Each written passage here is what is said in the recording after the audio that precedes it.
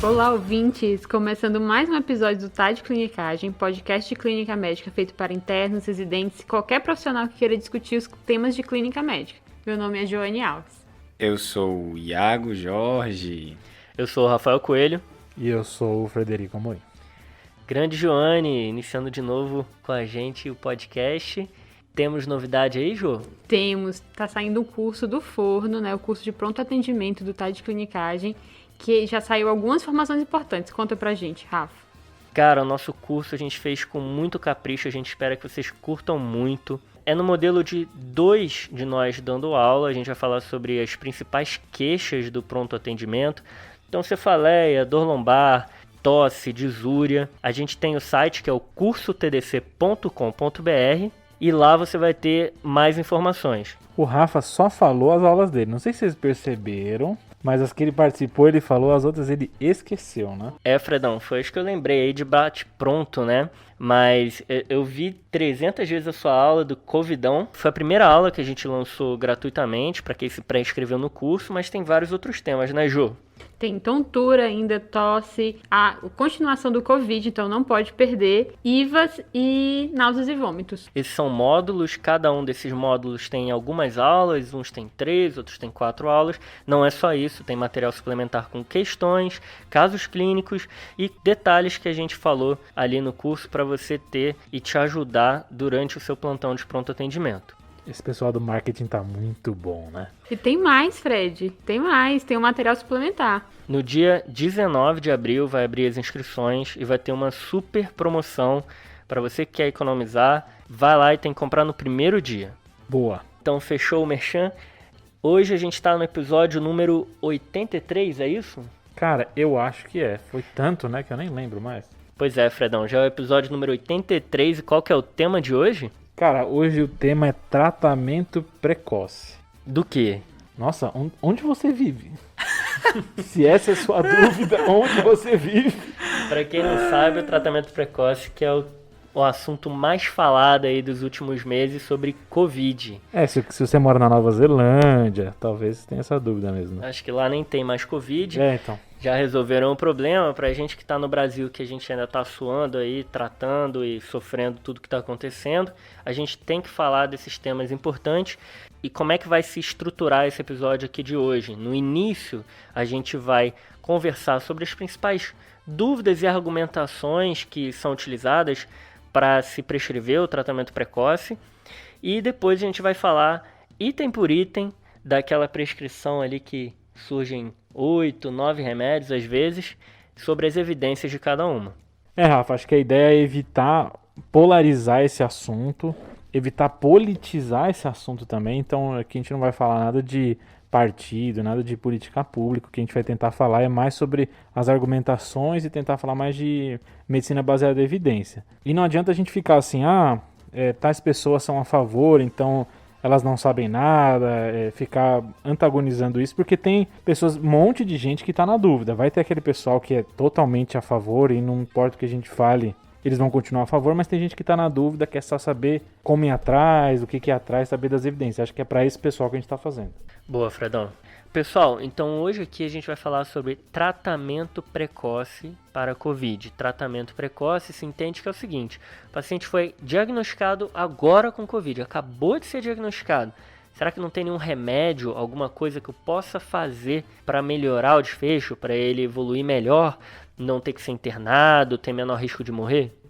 E isso aí eu acho que é o sonho de todo médico para toda doença, né, Rafa? Eu acho que esse é um ponto muito importante, sabe, Iagão? Que a gente já comentou aqui que a gente não vai entrar em questões políticas, mas é bom partir do princípio que se tiver em algum momento um remédio que se prove eficaz como tratamento precoce, nós vamos ser os primeiros a vir aqui falar a favor. É isso aí. E aí, puxando isso, o que eu posso já adiantar sobre o que a gente vai falar no episódio é que até o momento, hoje, no dia 3 de abril, quase virando para o dia 4, a gente gravando aqui à noite, não existe nenhum remédio, nenhum medicamento, nenhuma intervenção que se mostrou benéfica como tratamento precoce da Covid. Rafa, então para começar os argumentos, acho que a gente tem um argumento que é muito dito, que é o seguinte: isso é dito tanto por pacientes quanto por médicos, que ele usou e melhorou.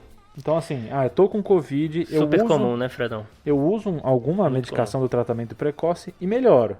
E aí? Cara, eu acho que o comentário sobre isso não vale só para tratamento precoce da Covid. Isso daí tem várias aplicações na medicina, que é o seguinte. Eu vou partir de uma pergunta que é: existe a possibilidade de um tratamento que não funciona parecer que funciona? A resposta é sim.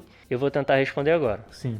Vou tentar separar em 2 grupos, tá? O primeiro são as coisas que fazem o paciente melhorar independentemente do medicamento. Legal. E aí entra a história natural da doença, algumas questões matemáticas, efeito placebo. E o segundo grupo, que são coisas que fazem parecer que o paciente melhorou, quando na verdade ele não melhorou. Então são vieses cognitivos, o mais famoso aí seria o viés de confirmação.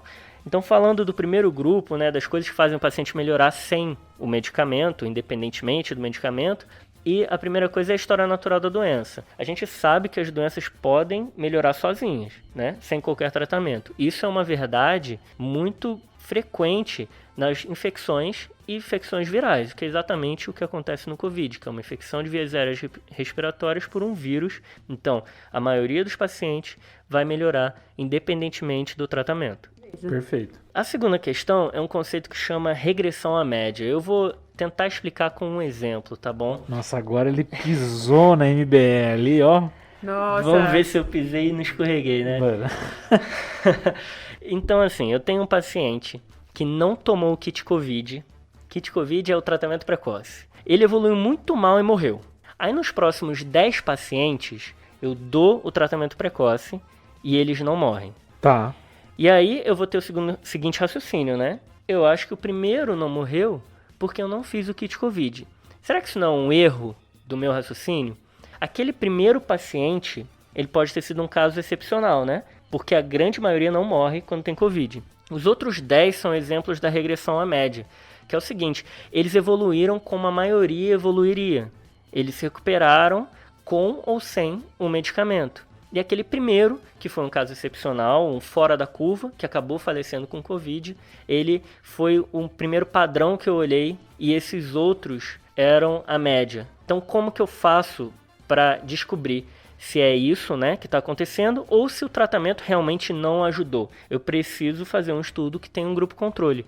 Um não vai tomar a intervenção, um não vai tomar o tratamento precoce, o kit Covid, e o outro vai tomar e a gente vai comparar para ver se evolui. Top. Aí a segunda pergunta é: então basta eu dar um remédio para um grupo e para o outro não dá nada? E aí tem que tomar cuidado com isso, porque é possível que só o ato de receber uma intervenção já faça por si só o paciente melhorar, que é o que a gente chama de efeito placebo. Essa é clássica, né? Clássica, né, Iagão? Então tem que ter um estudo controlado, né, que um grupo receba um remédio que é falso e o outro verdadeiro, e eles não saibam o que eles estão tomando, para a gente acertar todas essas coincidências que podem acontecer. E se a gente for parar para pensar, o ser humano ele acredita muito em temporalidade. A gente tem uma tendência natural a achar que uma coisa que aconteceu antes é o efeito de uma coisa que aconteceu depois. A gente sempre tenta encontrar padrões de causa e efeito e às vezes não é a verdade. A nossa experiência própria não é o suficiente. A gente precisa de estudos para definir se existe essa relação ou não. E você dizendo isso chama também para um argumento que é usado, que é bem paralelo ao que você está falando, que é da experiência clínica. Então a ideia que se tem, várias pessoas a favor do kit Covid ou do tratamento precoce argumentam o seguinte: na minha experiência, isso melhorou. Só que a ideia é assim, esses viés são tão difíceis de eu navegar que se eu não fizer um estudo eu caio em todos eles.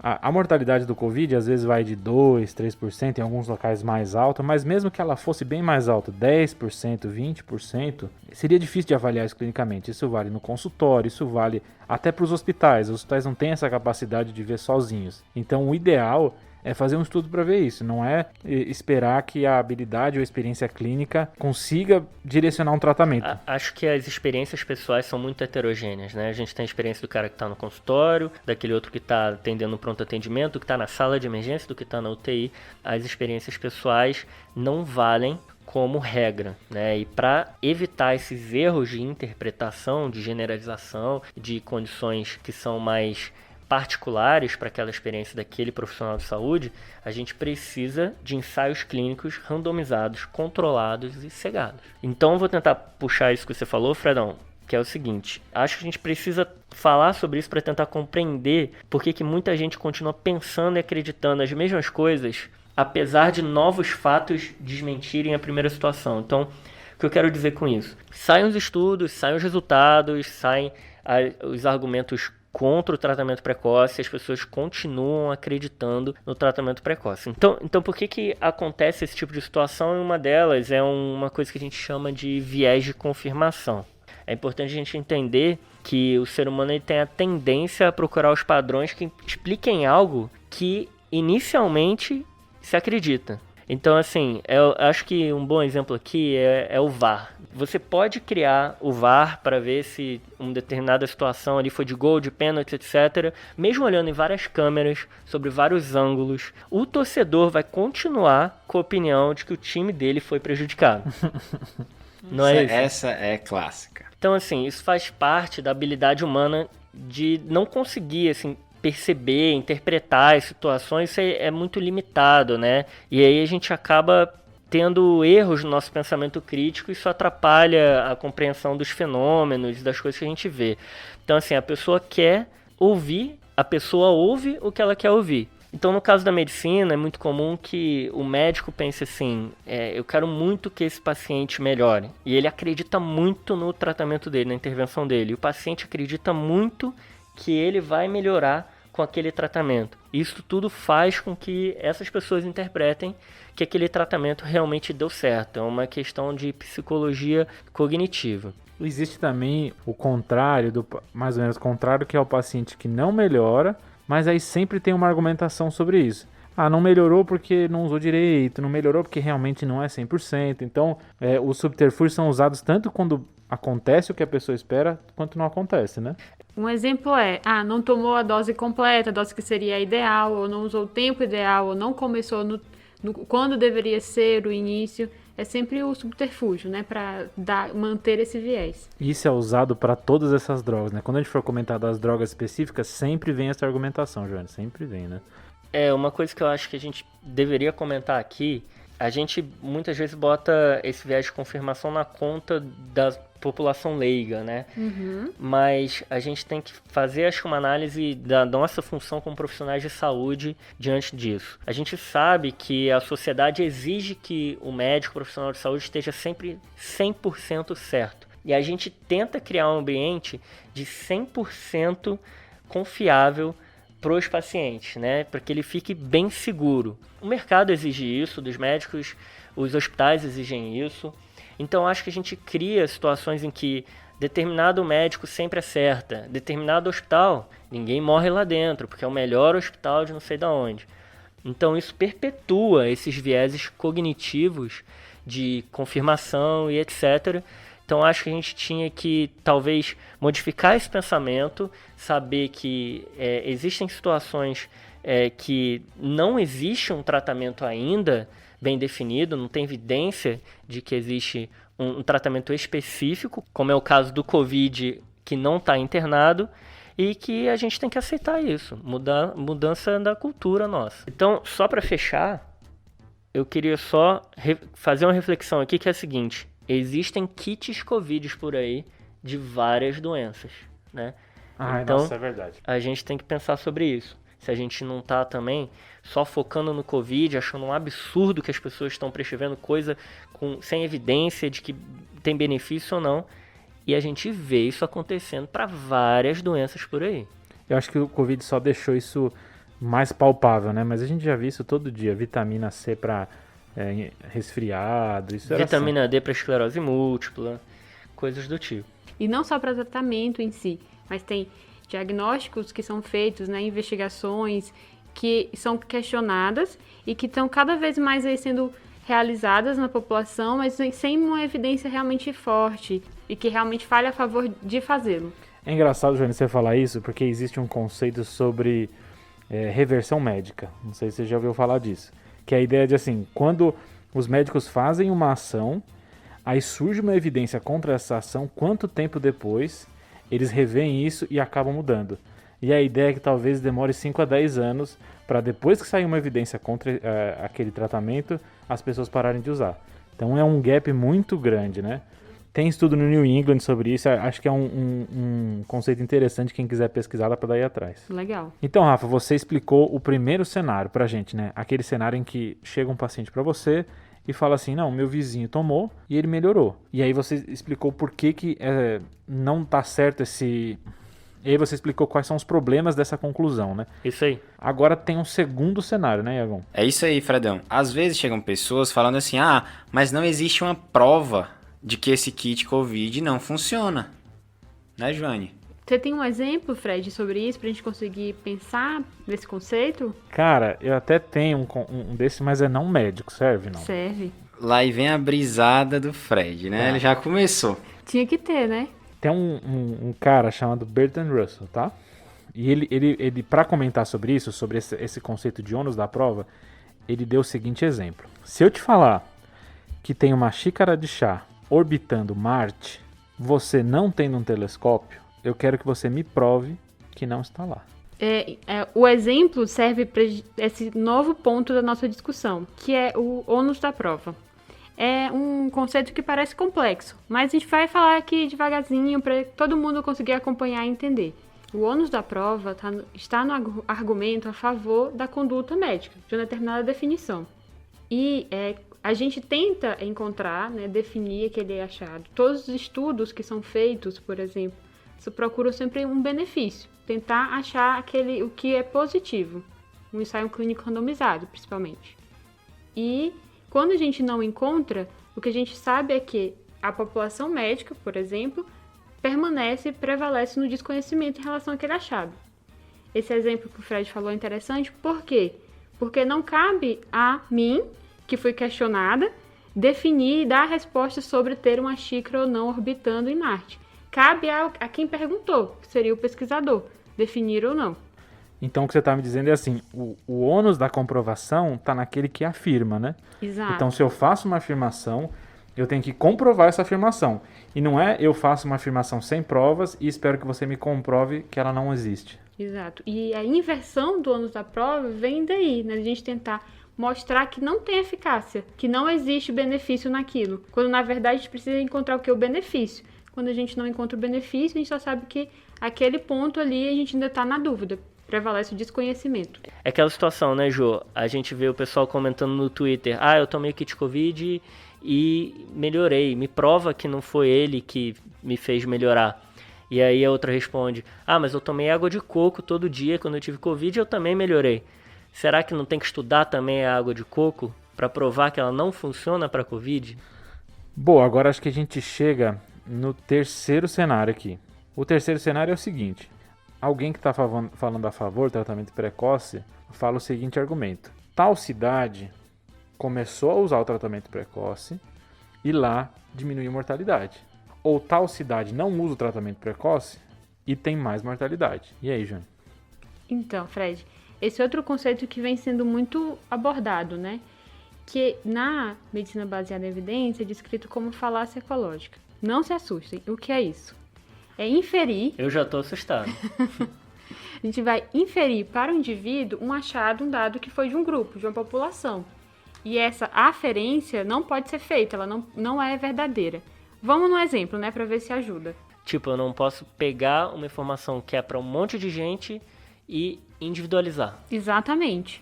Então, em 1950, quando foi pensada ainda sobre a falácia ecológica, o pesquisador, ele trazia um exemplo que era muito legal. Numa determinada província da Prússia... Queria o João aqui para explicar pra gente, se a gente tem um ouvinte lá na Prússia, né? Ele já falou isso várias vezes. Eles viram que uma determinada comunidade que tinha predomínio de protestantes também tinha uma maior taxa de suicídio. E eles associaram que o suicídio era maior lá porque tinha maior número de protestantes. Uhum. Quando, na verdade, o número relativo era pequeno de protestantes. Talvez essa população estava sofrendo pressão do catolicismo, né, que era a maior religião realmente na época, e isso levava às taxas altas de suicídio. Ou seja, eles tentaram individualizar um dado que não era verdadeiro. Entendi. É tipo aquela ideia, né, Jô, que falaram no início da pandemia, de que os lugares que eram mais vacinados por BCG estavam mais protegidos para Covid. Sim. Então eles tentaram pegar um dado assim de uma população que é muito vacinada para BCG está tendo menos Covid. Então o indivíduo vacinado por BCG estaria protegido. Então assim, trouxeram um conceito de todo mundo para uma pessoa só e que está errado. Exatamente. É esse o conceito que a gente está tentando abordar aqui. Porque existem outros fatores associados que explicam esse fenômeno e esse resultado para uma população inteira. Exato. Não dá para a gente usar esse achado global, né, de uma comunidade para dizer que se aplica a um indivíduo. Porque são características diferentes, tem outros vieses aí que vão prejudicar essa aferência. E aí tem aquela história, né, de que assim, esse remédio age num receptor tal e a célula expressa mais esse receptor, que é onde o Covid entra. Parece que faz um sentido biológico, mas e aí? Isso já é o suficiente, Fredão, pra gente bater o martelo e usar esse remédio? Rafa, isso que você comentou é o que a gente chama de mecanicismo, né? Então, é a ideia de que se eu conheço um processo biológico, eu consigo partir desse processo biológico para uma droga em eficácia clínica. Então, a gente, no começo da faculdade, a gente pensa assim, né? Então, explica a fisiologia pra gente, explica a anatomia pra gente, a patofisiologia, a gente acha que vai descobrir as respostas dos processos ou das medicações a partir disso, mas isso não é verdade. Muitas vezes parece que faz sentido, então eu acho que tal receptor tem a ver com a doença, tal mecanismo tem a ver com a doença, mas os processos biológicos são tão complexos que eu não consigo partir disso para dizer que ele funciona na vida real. Então o que você está querendo dizer é que a gente precisa de um estudo, um ensaio clínico randomizado que me prove que essa plausibilidade biológica tem realmente impacto em desfecho clínico. Se a gente for pensar na história da medicina, acho que na década de 40, 50, todo mundo pensava dessa forma porque ainda não existia a medicina baseada em evidência. Uhum. A plausibilidade biológica, inclusive, era um dos critérios de causalidade, né? De avaliar se tinha causa e efeito. Mas percebeu com o tempo que tinham várias falhas nesse critério e também nos outros, e por isso precisava de um método melhor. E até esses critérios de causalidade são de Bradford Hill, que foi um dos caras que inventou o ensaio clínico randomizado, né? Então a gente já está muitos anos à frente dessa ideia de que se faz sentido na fisiopatologia, eu vou fazer a minha conduta a partir disso. A gente está lá na frente. Será que funciona a partir de estudos controlados, que controlam todos esses vieses? Acho que a ideia é essa. Isso não quer dizer que isso não possa me auxiliar a pensar em novas drogas. Então eu vejo algum mecanismo que está associado àquela doença e eu tento agir naquele mecanismo. Por exemplo, os IECAs na hipertensão. Então tem aquele mecanismo, a enzima conversora de angiotensina, e eu acho naquele mecanismo e realmente deu certo. Pode acontecer de eu achar uma droga só pelo empirismo e não ter a patofisiologia e descobrir a patofisiologia depois. Então existem os dois lados. Eu posso começar lá na base e ir para a evidência empírica, ou eu posso começar na empírica e depois descobrir por que funcionou voltando para a base. Mas só ter a evidência da base não quer dizer que eu vou ter eficácia clínica. Isso é muito bom, né, Fred? E, na verdade, muitas vezes a gente não sabe a fisiopatologia por trás dos remédios para as doenças, né? E é por isso que eu, algumas vezes, gosto de dizer, quando sou perguntado, né? Por que a gente faz tal remédio para tal condição? Porque um estudo mostrou benefício. Então, basicamente é isso. É engraçado que se as pessoas fazem essa pergunta para você, isso mostra como o ensino médico é voltado para isso, né? É voltado para você conhecer a patofisiologia das doenças para depois saber como tratá-las. Isso não necessariamente é verdade, né? E eu acho que isso quando a pessoa entende isso, é um divisor de águas, né? Eu acho também. Que aí você vira a chave para medicina baseada em evidências. Boa, Iagão, isso aí. Então agora a gente vai falar das drogas, Jô. Vamos falar da hidroxicloroquina? Bora, a polêmica. Isso, a rainha da discussão. Boa. E aí depois vieram os outros reis e ela foi desapossada. Tudo começou com uma ideia de que in vitro a cloroquina tinha um benefício, né, de reduzir aí a infecção e replicação viral. E o primeiro trabalho sobre a hidroxicloroquina foi publicado ainda em março do ano passado, março de 2020, que foi o trabalho francês, organizado por Didier Raoult. Doutor Raul. Exato, famoso. Virou um superstar ano passado, né? Sim. Em que ele publicava um trabalho, uma série de casos, que eram 80 casos de hidroxicloroquina e azitromicina. O que precisa saber desse trabalho é que ele não é um ensaio clínico randomizado, é basicamente a descrição dos casos que ele acompanhou e dos pacientes que utilizaram essas duas drogas, tá? Foi um trabalho que foi muito criticado devido a essa evidência baixa. A qualidade técnica dele, pensando na medicina baseada em evidência, era ruim. Eu acho que isso é uma verdade, Johnny, para a maioria dos estudos que a gente vai falar daqui para frente, né? Exato. Em que, claro, se você procurar, vai achar escrito que funciona, que ajuda. A sacada não é que o estudo diz que melhora, é que a qualidade do estudo para dizer que melhora é muito ruim, né? Isso. Que é o caso do Raul, né? Nesse caso foi um marketing muito bom desse trabalho, porque espalhou de um jeito que parecia que ele era bom, né? Parecia que tinha alguma credibilidade por trás dele, mas quando você lia, quando você avaliava, e vários pesquisadores confirmaram isso depois, é um estudo de baixíssima qualidade. Me surpreende, Rafa, o quanto o marketing desses estudos ruins é melhor do que os estudos bons, né? É porque não tem que ter marketing, né? Será que não, né? Acho que a gente falhou muito na comunicação de ciência esse ano, né? Mas... Eu acho que o grande ponto dele ter feito tanto sucesso nesse início é porque a gente estava querendo muito uma droga que resolvesse, que as pessoas melhorassem, né? Que não ficassem tão graves, menos mortalidade, menos tempo de internação. E acho que foi um vento de esperança que não se comprovou. E a minha impressão é que as pessoas tiveram dificuldade de abrir mão e de reconhecer que realmente não era benéfico. Boa, Jô, isso aí. E aí, depois disso, né, depois de trazer a hidroxicloroquina na discussão, já temos mais 69 artigos falando sobre a hidroxicloroquina. Meu Deus. Bota Apenas. grana aí, né? Exato. Então, tem a avaliação já de fazer o tratamento precoce com a hidroxicloroquina, ou seja, introduzir a droga no momento tanto que o paciente tem sintomas leves, início do quadro, ou mesmo como profilaxia. Então, eu tive contato com algum paciente sintomático e os estudos divergiram um pouco em definir quem era um paciente sintomático ou não, mas vendo esse perfil de pacientes, eles já mostraram que não houve benefício. Então, não houve benefício fazer como profilaxia pós-exposição, não houve benefício em tratar precocemente o doente com hidroxicloroquina. Nem o hospitalizado, né, Joane? Também não. Nem o de UTI. Nenhum deles. Eu acho que tem poucas drogas que a gente chegou tão próximo de comprovar a ineficácia do que a hidroxicloroquina. Eu acho que, na verdade, foi um gasto absurdo para provar que é um negócio que não funciona, sendo que não teve nenhum estudo que provou que funciona, né? O ônus da prova que a gente falou no anterior, né? Exatamente. Então, o primeiro pesquisador jogou essa evidência e todos os outros tiveram que tentar confirmar que realmente existia, né? Que aí, pensando no ônus da prova, mas ela não foi comprovada. Então, a nossa situação atual é que não há benefício, não tem por que prescrever essa medicação.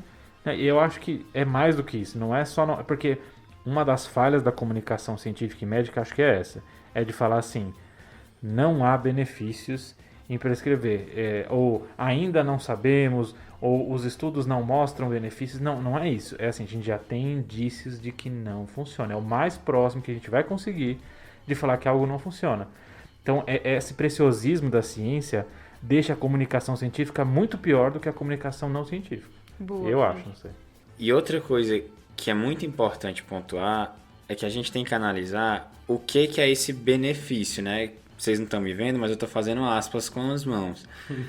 Tá fazendo as aspas no ar. Muitas vezes, os trabalhos, eles põem assim, esse remédio mostrou benefício para tal doença. Qual o benefício? Parou de tossir mais cedo. Ou então diminuiu carga viral. Sendo que isso não é um benefício... Tem que ser um desfecho centrado no paciente. Então, assim, morreu menos quem usou menos ventilação mecânica, teve alta antes, coisas desse tipo, que são desfechos que são importantes, com peso grande, que a gente também chama de desfecho duro. Eu pessoalmente acho ok fazer um estudo avaliando carga viral ou sintomas, sendo que você não usa esse estudo como sua base. Ele é um pré-estudo, então assim, nossa, melhorou o sintoma, diminuiu a carga viral, será que ele tem algum efeito mais importante? Vamos fazer um estudo melhor. Então, acho que como estudo de levantar hipóteses, eu não vejo grandes problemas com esse tipo de estudo. Agora, como estudo para comprovar a hipótese, aí acho que é realmente o problema. Para mudar a conduta, não. Exatamente, é isso. E você tem que interpretar qual foi o objetivo do estudo, né? E aí, na decorrência disso, você vai mudar ou não sua prática baseado nisso. Boa, né, gente? E eu acho que, como a Jo falou, para quem pulou direto para esse episódio, a gente comentou no último que o tratamento precoce é alguma coisa, alguma intervenção, algum remédio que eu vou fazer logo depois do paciente ser diagnosticado com Covid. Acabou de ser diagnosticado, o que eu posso fazer? Então hoje, dia 4 de abril de 2021, não tem nenhum remédio que tem comprovação de benefício para ser utilizado assim que o paciente tem o diagnóstico de Covid. A gente adoraria que tivesse, mas não tem. Então a gente falou do primeiro, que é a hidroxicloroquina, agora a gente vai para o próximo, que é a ivermectina, né, Fredão? Eu acho que a hidroxicloroquina, nesse momento que a gente está, apesar de ter algumas pessoas que ainda falam a favor, ela já está bem desmistificada por algumas pessoas. Agora a ivermectina não, acho que a ivermectina está agora onde a hidroxicloroquina estava no ano passado, onde tem muita gente que faz, só que a gente tem muito menos estudos sobre. Então, da onde veio essa história, né? Tem uma história de que a ivermectina, ela é um antiviral. Por quê? Ela foi testada contra vírus da dengue, zika, chikungunya, SARS-CoV-2, HIV, e ela tem efeito antiviral in vitro para todos esses vírus. Só que é aquilo que a gente comentou no começo, só porque faz sentido in vitro, não necessariamente quer dizer que faz sentido clínico. Os estudos que foram feitos a partir dessa premissa, até agora são muito ruins. A gente tem poucos estudos bons, por enquanto, de ivermectina.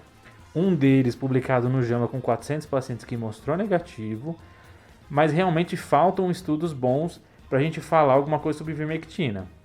Os estudos que falam a favor geralmente estão cheios de vieses, com uma população muito pequena, e até tem site que tenta fazer uma espécie de meta-análise com esses estudos ruins. Então, acho que vale aqui uma ressalva. Meta-análise, a qualidade de uma meta-análise está diretamente relacionada à qualidade dos seus estudos. Então, se você tem estudos ruins, a sua meta-análise vai ser ruim.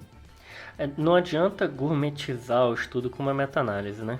Exato, Rafa. Então, assim, o que a gente tem de evidência até agora a favor é ruim, e a gente tem uma evidência boa contra, mas tem muito estudo rolando por aí. Então a gente realmente não sabe ainda, mas o que a gente tem agora é de que não vale a pena. E aquilo que a gente comentou, né? A gente não tem demonstração de benefício, e agora, recentemente, está saindo, e isso eu sei pela mídia, eu não sei relato de caso específico, eu não sei detalhes, de possíveis hepatites medicamentosas associadas à ivermectina. Então, de uma medicação que eu não sei o benefício e eu posso ter esse nível de malefício, o ideal é que eu não prescreva.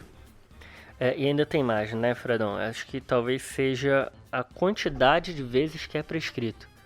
Porque se você escala um tratamento para milhares de pessoas, você vai amplificar e vai ver muitos eventos adversos do que se for, tipo, para um grupo de 10 pessoas no mundo inteiro, entendeu? Então, se eu estou usando para milhares de pessoas ivermectina, vai ter casos de efeitos adversos raríssimos que vão aparecer.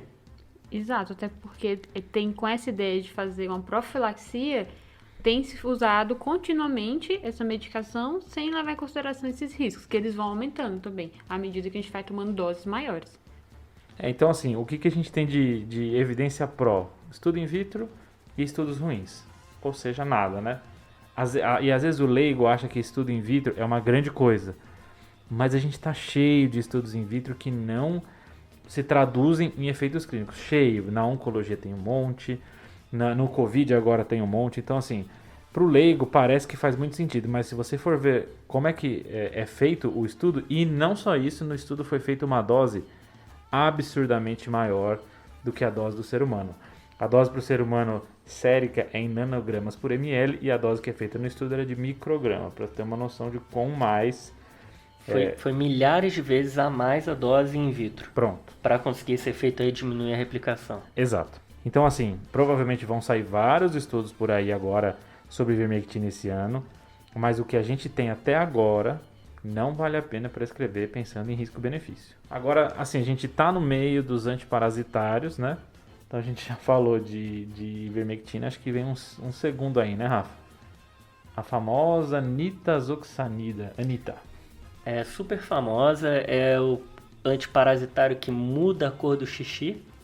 Pra quem não sabe, fica cor de iluminador. Da onde eu venho, é iluminador. É o marca-texto.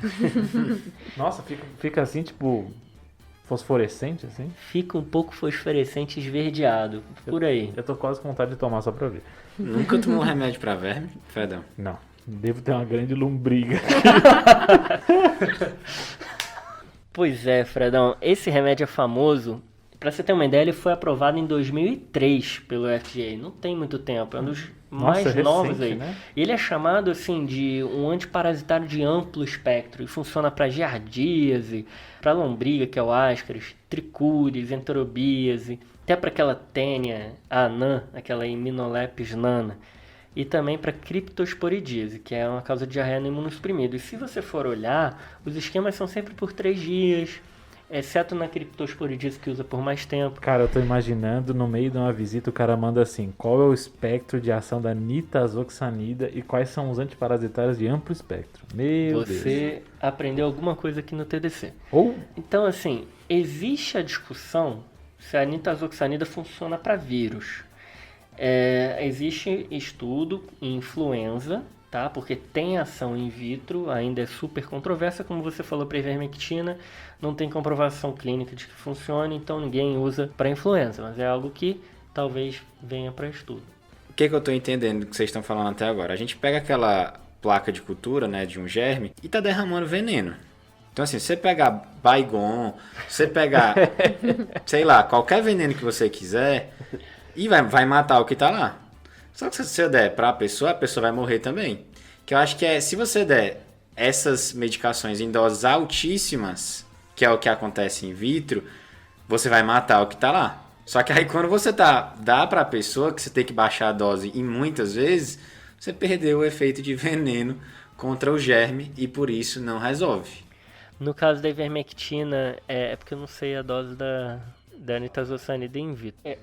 Eu acho que é bem por aí, sabe, Iagão? Eu não cheguei na minúcia que o Fred chegou de saber qual foi a dose in vitro que usaram de nitazoxanida. Mas o que eu posso dizer é que eu dei uma olhada nos ensaios clínicos que saíram até agora. Se você for naquele site que é a maior base de registro de estudos, que é aquele clinicaltrials.gov, top. você encontra 25 estudos com nitazoxanida e Covid. Nem todos são testando só a nitazoxanida, mas talvez o mais proeminente aí, o que até em 2020 fez com que o Ministério da Saúde fizesse uma coletiva de imprensa, foi um estudo que foi feito na UFRJ. Tá? Esse trabalho que foi feito por pesquisadores até muito renomados, sabe? Doutora Patrícia Rocco, pesquisadores que são da medicina intensiva e que trabalham muito também na medicina básica, que tentaram ver se a nitazoxanida por 5 dias, logo depois do diagnóstico, então assim, num tratamento precoce, tinha algum benefício. E o desfecho primário foi o tempo para melhora dos sintomas, que não foi diferente entre placebo e nitazoxanida. Então foi um estudo negativo, mas tinha um desfecho secundário que era da história da carga viral, da mesma forma que a gente falou em outros exemplos, né, nesse episódio, reduziu mais rápido a carga viral em quem estava usando nitazoxanida. E aí isso fez o fuzuê todo ano passado de querer usar nitazoxanida. Foi um estudo que foi grande e tal, mas que foi muito criticado no meio científico, muitos vieses, que a carga viral foi medida a partir de suave nasal, que é um teste que pode ter 20% de falso negativo. Outro pesquisador importante no Twitter, até o Alexandre Zavascki, falou que tinham vários problemas no desenho, na análise do estudo. Assim, eu não estou aqui para criticar a fundo o estudo, mas o que eu posso dizer é que o desfecho clínico foi negativo. Então não funcionou fazer nitazoxanida nem para reduzir sintoma dos pacientes. O que é legal de falar desse estudo é um desfecho mole, ou desfecho alternativo, ou seja, é um desfecho que talvez tenha melhora realmente para o paciente, né, que tenha algum benefício na prática, mas não o benefício que a gente realmente quer, vivendo a condição que a gente está hoje, né.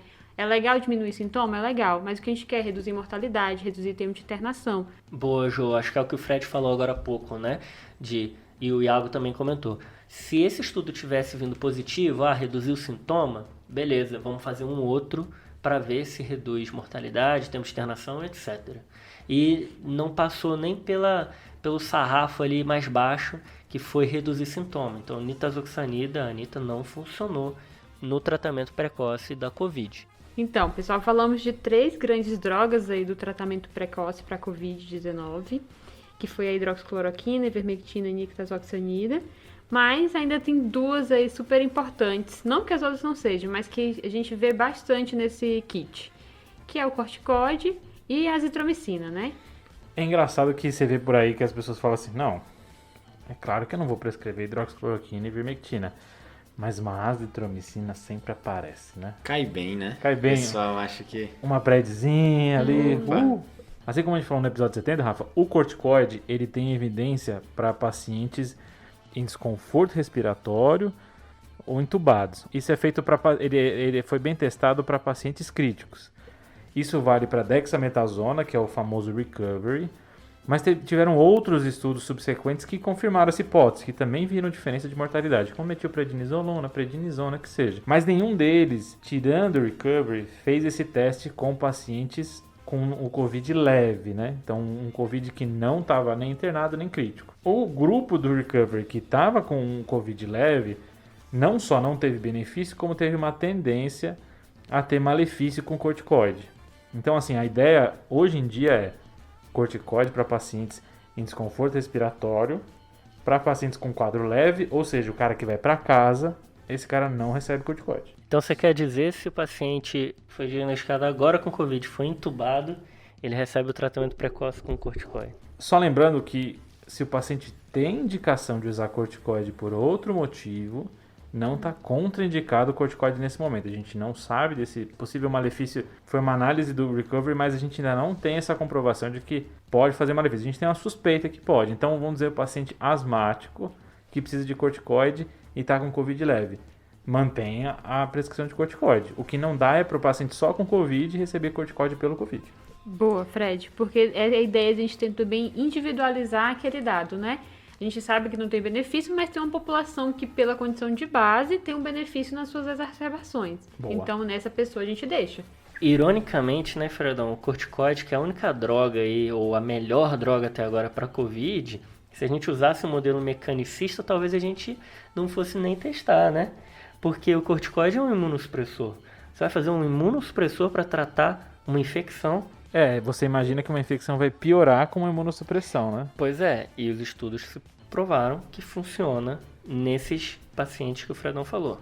Boa. E aí a gente vem para a azitromicina, né? A azitromicina a gente também comentou no outro episódio, no episódio 70. A gente já tem estudo com azitromicina e a gente já viu que não tem benefício. Até tem estudo brasileiro mostrando isso, né? O famoso coalizão, né? Falando sobre a azitromicina, estudo negativo. Então, tá correndo muito prescrição de azitromicina. E aí eu queria dividir só em 2 grupos quem é prescrito azitromicina. Se você for prescrever azitromicina para Covid, não tem nenhuma evidência. Se você tem uma suspeita de pneumonia, aí sim você poderia pensar em prescrever azitromicina. Mas a gente já sabe que a associação de pneumonia complicando um Covid é muito baixa. Então, quem que eu vou pensar, talvez, em adicionar um antibiótico? No paciente internado grave, que eu suspeito que tem uma pneumonia bacteriana associada. No paciente ambulatorial, não tem nenhum motivo para usar azitromicina. Iago, então já passamos por todas essas drogas, né? Mas ainda tem uma delas que a gente está vendo bastante. Já tem uma outra discussão para os pacientes internados, que nós não vamos abordar aqui, mas os anticoagulantes para o paciente com quadro leve, o Covid leve. O que é que a gente tem de evidência? Muito bom, Joane. No início da pandemia, né, assim, meados de 2020, a gente foi bombardeado, né, com Covid e veio essas informações de que estava associado com uma chance de ter eventos tromboembólicos muito maior, né? Aquela ideia de que Covid trombosa muito, né? Então, paciente com um diagnóstico recente de Covid. Será que tem benefício eu anticoagular esse paciente? Na verdade, assim, isso é uma coisa que não está sendo nem estudada em grande quantidade. Assim, não encontrei nenhum trabalho que testou isso, para a gente ter uma noção, né? Que às vezes o pessoal prescreve, que são coisas que não estão sendo feitas em nenhum outro lugar do mundo, né? Acho que isso foi muito comum na pandemia, né? Você achar que algum tratamento faz sentido e começar a prescrever o estudo não saiu, aí às vezes o estudo tenta sair, mas não consegue, porque os pacientes já estão usando. Acho que isso aconteceu muito na pandemia. Então tem muito estudo que não saiu, mas a conduta ficou, né? E muitas vezes, usando aquele argumento de que eu estou vendo na minha prática clínica os pacientes assim, ou utilizando um marcador laboratorial como única forma de você definir uma conduta, né? Exato. Pronto, então vamos passar a régua na anticoagulação precoce, né, em pacientes não internados para COVID. Então, não há evidência de anticoagulação nesses pacientes de rotina, nem por alteração laboratorial, de dedímero, nada desse tipo. Se você anticoagular um paciente nesse contexto, só se ele tiver uma trombose diagnosticada. Em situações de exceção, podemos fazer, é você anticoagular profilaticamente em regime ambulatorial pacientes com risco trombótico altíssimo. Então tu tá me falando assim, um paciente com mieloma múltiplo que está usando talidomida, já teve várias tromboses prévias e eu tenho medo que ele trombose agora, é isso? Isso, fatores de risco para TEV de grande proporção. A cirurgia recente, um trauma, um paciente imobilizado ou mesmo um paciente, por exemplo, com mieloma usando talidomida, que a gente sabe que são condições que estão muito associadas à trombose. Então, Iago, pelo que eu entendi, isso é opinião de especialista, né? Isso mesmo, Rafa, assim, não existe nenhum estudo de boa qualidade sugerindo isso, nem a favor nem contra, né? Entendi. Então, resumindo, a anticoagulação no tratamento de COVID recém-diagnosticado, né, o tratamento precoce. Não tem nenhum estudo que indique que por si só esse paciente vai ter um benefício melhor. Então, quem que vai usar essa anticoagulação? É quem já tinha o benefício de ser anticoagulado, um paciente com FA, alguma coisa do tipo, ou o paciente que foi diagnosticado com trombose, que aí ele vai receber anticoagulação plena.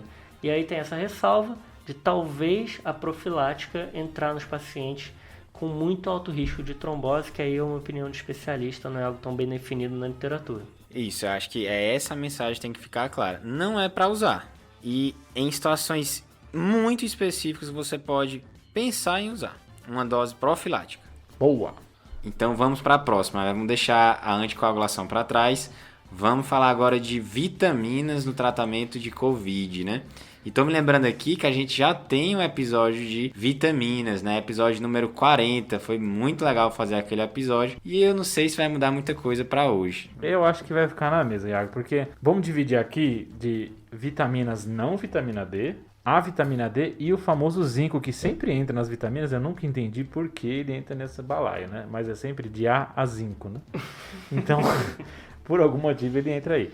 Mas tem muito no tratamento precoce colocar as vitaminas junto, e as vitaminas já foram testadas várias vezes para doenças virais. Até hoje a gente sabe que a princípio não tem nenhum grande uso, já foi usado na sepse também, que a gente comentou no episódio de sepse, episódio 41 de sepse. Mas assim, de qualquer forma, tem um estudo que é o COVID de A a Z, que tentou dar zinco... Não, o nome é esse mesmo? O nome é esse. O nome é exatamente esse. Meu Deus. Que eles fizeram placebo versus zinco versus um complexo vitamínico mais zinco versus complexo vitamínico. E ele foi parado precocemente por futilidade.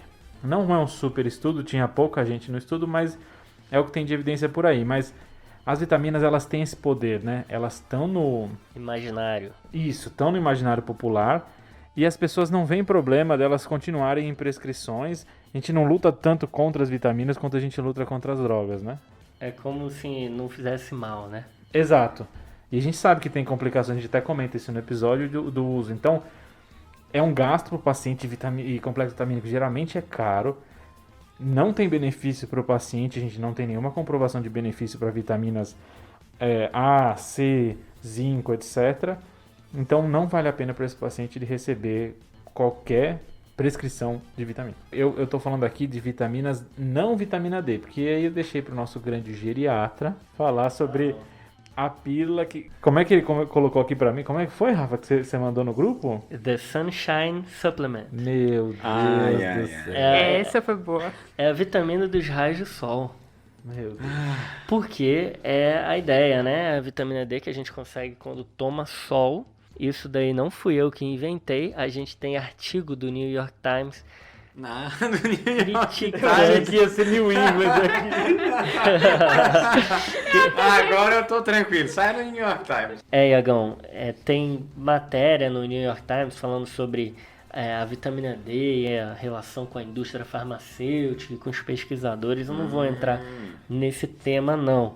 Mas o que acontece é que vários estudos observacionais mostram aumento de risco de várias doenças quando a vitamina D está baixa. Câncer, doença autoimune, etc. Então, a grande discussão atual é se suplementar a vitamina D consegue diminuir a incidência dessas doenças. Existe uma briga grande, assim, eu não vou nem entrar nessa discussão aqui, porque talvez a vitamina D seja só um marcador de boa saúde, né? Porque quem faz atividade física ao ar livre, quem corre, faz exercício físico, tem vitamina D alta, não é? E existem vários fatores confundidores que também diminuem a vitamina D, tipo obesidade. Quem é obeso tem uma vitamina D mais baixa do que quem não é. Então, talvez seja um confundidor, né? Desfecho pior, porque a pessoa tem outra coisa que também faz com que a vitamina D baixe e aumenta o risco de determinadas doenças. Eu acho que, Rafa, isso entra naquela discussão famosa de causalidade e associação, né? A associação talvez a gente ache, mas não quer dizer que pela baixa vitamina D que isso está acontecendo. Que nem você falou, ela pode ser um marcador indireto disso, mas então as pessoas acabam confundindo essas duas coisas, né? Associação com causalidade, acabam tendo como causalidade e tentando usar como tratamento. Um estudo que observa e que não faz nenhuma intervenção consegue só levantar hipótese. Então aí a hipótese é levantada de que talvez exista uma causa para um determinado efeito. Então foi o que aconteceu aqui na vitamina D, né? Foi observado que os níveis de vitamina D são mais baixos em pacientes graves com Covid. Isso vem de trabalho até que nem foi publicado.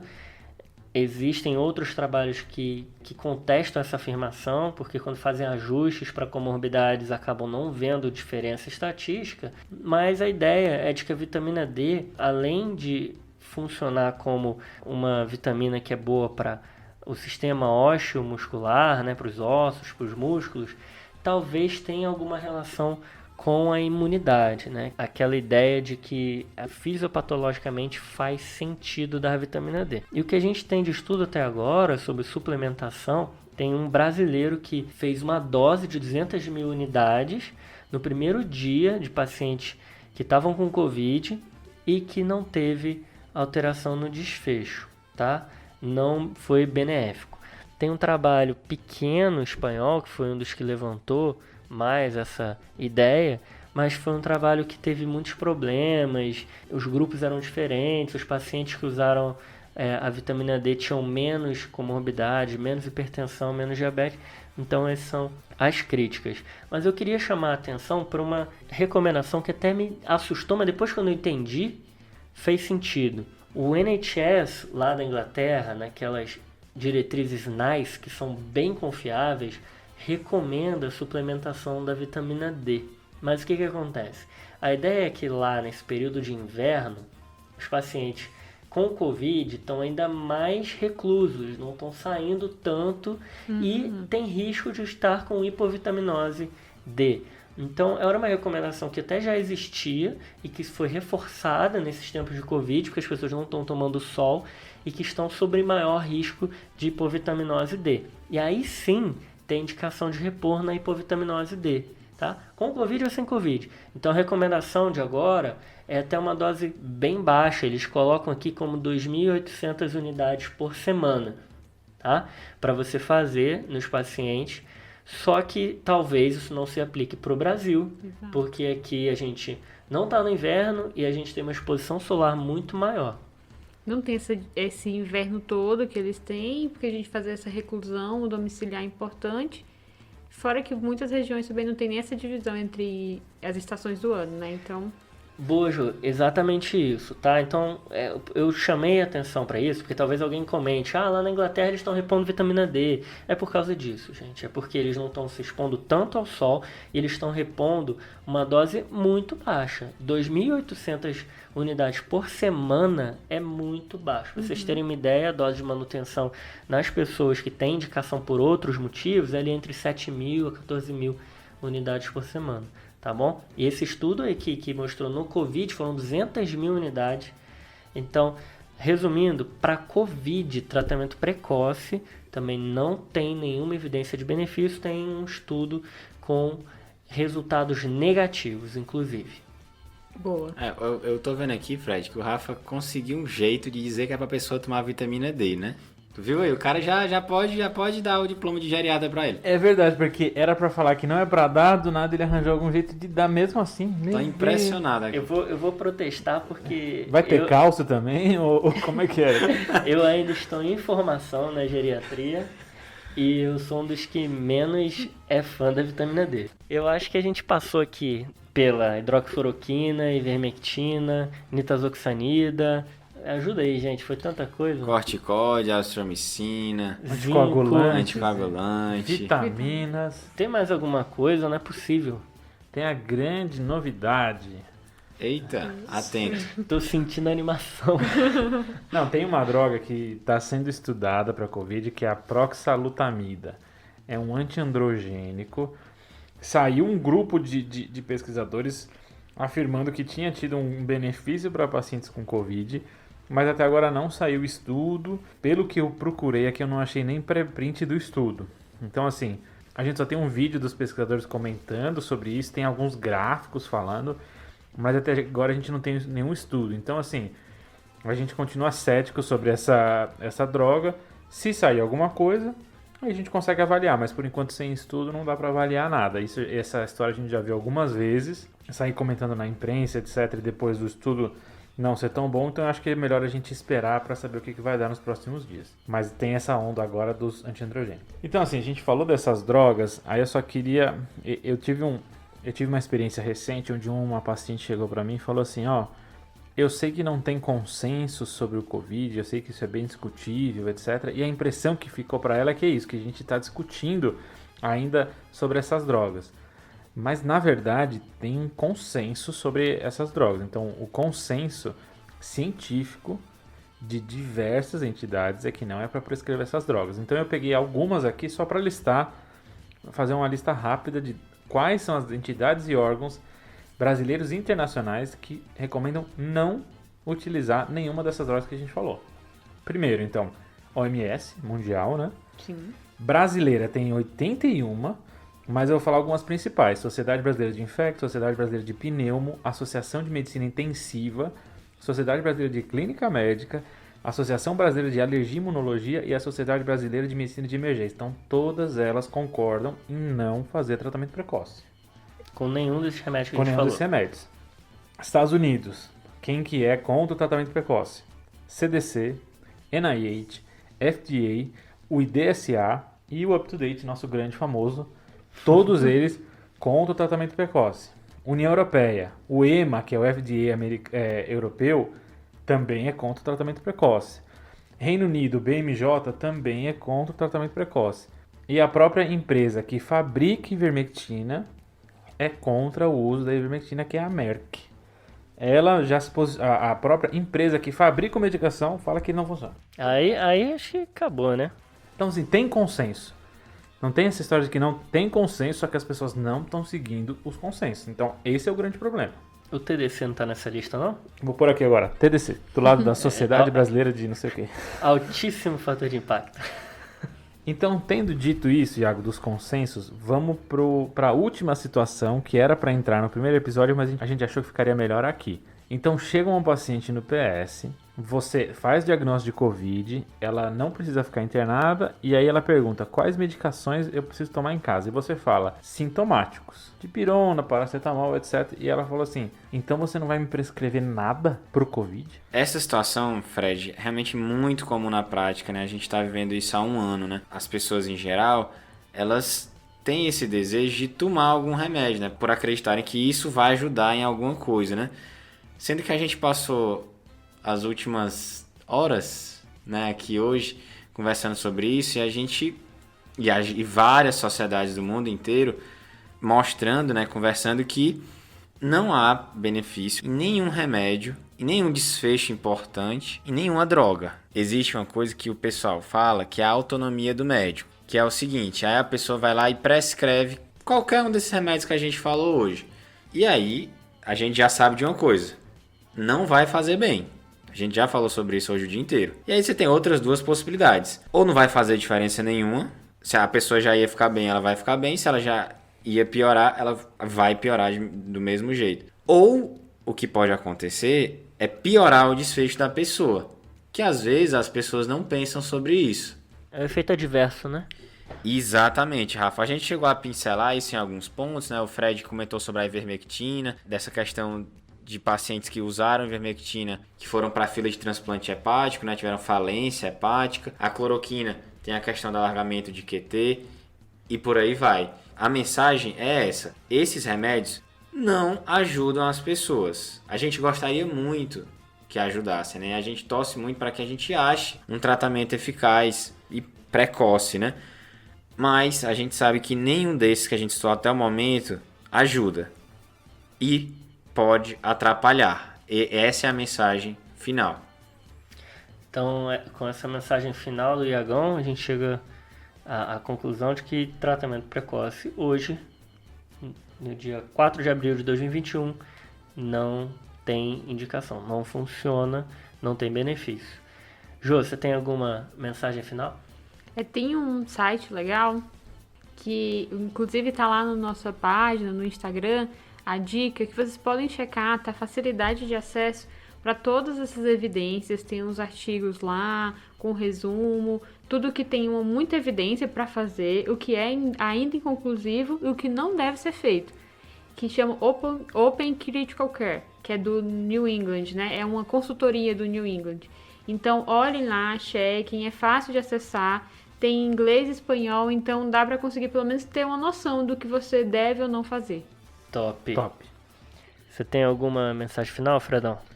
Cara, eu tenho. Acho que esse é um capítulo da história que vai ser usado como exemplo nos futuros médicos quando eles forem ensinados sobre medicina baseada em evidência. Como os problemas de vieses, como a população avaliou evidência ou não, o problema do médico versus o pesquisador versus a população. Enfim, eu acho que isso vai ser uma grande lição para o futuro se a gente aprender, né? Então, eu queria, Fredão, fechar com uma frase de um amigo meu, Aristóteles. Eita, porra! Que é o seguinte, quando a gente for conversar com as pessoas sobre esse tema, que o Aristóteles fala assim: qualquer um pode zangar-se, isso é fácil, mas zangar-se com a pessoa certa, na medida certa, na hora certa, pelo motivo certo e da maneira certa, não é fácil. Então, Rafa, isso não foi Aristóteles que disse. Com certeza não foi. Foi sim. Tá no livro Inteligência Emocional. Dele. Traduzido do grego. Vamos pro salve. Então, pessoal, fechando aqui esse episódio, vamos pros salves? Bora. Então, Rafa, o meu salve vai pra Jossana. Ela é uma médica que se formou na UFSM. Ela falou que o Pedrão era veterano dela. Lá de Santa Maria. Exato. E ela falou que estava escutando o capítulo de herpes zoster na segunda e na terça aparece um homem imunocompetente com zoster facial. Nossa. E aí ela falou que ele tinha dor de ouvido, lesões no nariz e paralisia facial. E ela pensou assim, meu Deus, vocês estão de sacanagem. E aí ela viu que, na verdade, era uma síndrome de Hansen-Hunt. Nossa. Ela falou que está internado com ela para controle de dor. E ela falou que mora no interior, então ela não tinha especialista para fazer uma avaliação mais profunda. Então foi ela mesma. E aí ela falou do episódio. Achei bem legal. Então, um grande salve para Jossana e seu diagnóstico brilhante de síndrome de Ramsay-Hunt. Salve, Jossana. Salve. O meu salve hoje vai para Mariana Delgado. Ela é lá da Universidade Federal do Acre. Mandou uma mensagem super bacana pra gente aqui no Instagram, dizendo que a gente tá quase convencendo ela a fazer clínica, olha só. Ela disse que escuta o TDC com os amigos dela da faculdade e que eles vivem fazendo piadinhas sobre a gente. Olha só. Opa! Manda essas piadinhas pra gente. Opa, todas as piadinhas com o Fred, ó, pode mandar no inbox Eu que já a gente ouço vai aqui falar mesmo, eu vou ouvir de outro, não tem problema. Muito obrigado, Mari. Um salve pra você. E o meu salve vai pra Lauane. Ela ouve a gente, mas ela não é da área de saúde. Ela é arquiteta. Ela ouve porque o namorado, o Ítalo Barros, ouve quando viaja. E aí ela diz que está se sentindo a própria doutora tentando acertar os casos. Erro todos, mas o importante é tentar. Então, salve pra Lawane e pro Ítalo. Salve, pessoal. Boa. E o último salve, não menos importante, esse salve aqui foi, assim, me colocaram na parede e disseram, vai ter que sair. Qual salve que não coloca a gente na parede, né? É verdade. Que vai pro grupo E da T3, grupo F da T4 e o Giovanni, que são internos da Unify, lá em São João da Boa Vista, que fazem parte do internato aqui e rodaram agora comigo, com o Iago, o João, Pedro, no hospital aqui em São Paulo. Então, um salve para vocês. Esse grupo aí muito especial, né, pessoal? Um grande salve para todo mundo do grupo da T3 e T4. Quando vocês começaram a T3, T4, achei que era aquele negócio da GV lá, das turmas da GV. Da Gabi? Um Da salve Gabi? pra Gabi. Um salve pra Gabi! E aí, respondendo o desafio da semana passada, foi lançado pelo Pedro. Era um paciente que chegou grave no lugar onde você estava e com enfisema subcutâneo. E a única coisa que a pessoa que te passou o caso falou é que tinha usado 5 tubos para intubar esse paciente, que tinha sido muito difícil a intubação. E aí a pergunta era, o que aconteceu? E aí, pessoal, a resposta do Pedro para esse desafio era ruptura esofágica, né? Que o tubo foi várias vezes para o esôfago e acabou lesionando e fazendo esse quadro. O Ricardo Tavares, que é médico da Universidade Federal de Goiás e que é R1 de Clínica Médica do Hospital de Urgências de Goiânia, ele respondeu que foi um pneumomediastino por lesão traqueal. Aí acho que tá certo, né, Pedrão? Então, parabéns para o Ricardo que acertou o desafio. E, Iagão, qual que é o desafio de hoje? Fala, pessoal. O desafio da semana vai ser um desafio diferente. Essa semana a gente mandou a aula de Covid para os pré-inscritos do nosso curso de pronto atendimento. Então, você que já assistiu, comenta aqui embaixo, dá um feedback para a gente do que você achou da aula e o comentário mais criativo vai levar o salve na semana que vem. Beleza, Iagão, para quem não lembra, cursotdc.com.br, dia 19 de abril abre as inscrições, vai ter uma super promoção no primeiro dia, é um curso sobre pronto atendimento, as queixas mais comuns, 2 pessoas conversando daquele jeito bem interativo que a gente faz, de uma maneira inovadora que a gente tentou montar esse curso. Vamos ver o que vocês acham. Então entra aí para ver e manda pra gente o que vocês acharam.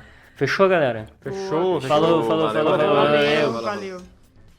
Esse podcast tem como objetivo educação médica. Não utilize como recomendação. Para isso, procure o seu médico.